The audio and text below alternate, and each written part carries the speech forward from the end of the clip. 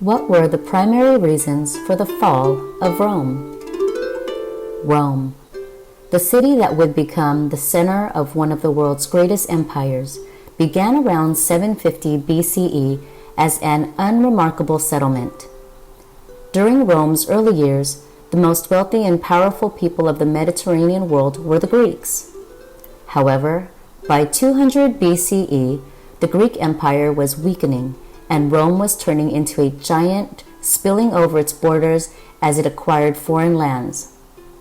No longer a sleepy little town, Rome had become a powerhouse. As with so many empires, Rome's rise to power came with the thrust of a spear and the slash of a sword. The enormous Roman army conquered territory from modern-day Scotland to Spain, gained control of the whole Mediterranean Sea, and established colonies in North Africa, Egypt, the Middle East, and Asia Minor. By the year 44 BCE, when Julius Caesar became Rome's virtual emperor, there were no major rivals left to defeat.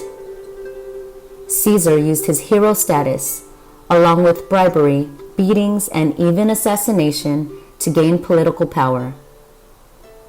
Over the next 2 decades, Rome shifted from being a republic with elements of democratic control to an empire with power in the hands, an emperor, and the military.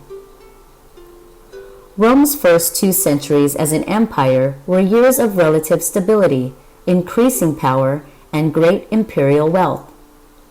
It was a time known as the Pax Romana, the time of Roman peace. Rome was clearly top dog in the Western world. But as Rome was to discover, size has its problems.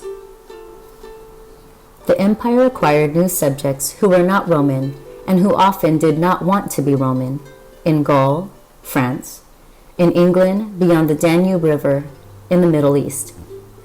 Controlling this expanded empire meant a larger army, which in turn meant a need for more food, clothing, weapons, and supplies. Political strains developed at home. Leaders in Rome focused less on debate and compromise and more on force to get their way.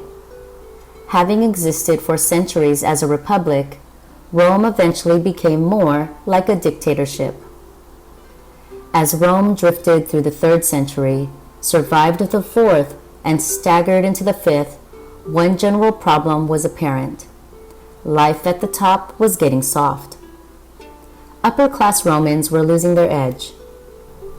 When a country is on the make, when energy and hope are high, leaders and their people are more willing to work hard and to sacrifice. When the goal appears to have been reached, it is easy to get lazy. The evidence for this was a love of luxury, a decline in the quality of literature, even a decision by upper-class Romans to have fewer children because child raising was a bother. But there was more to Rome's decline than developing a soft belly.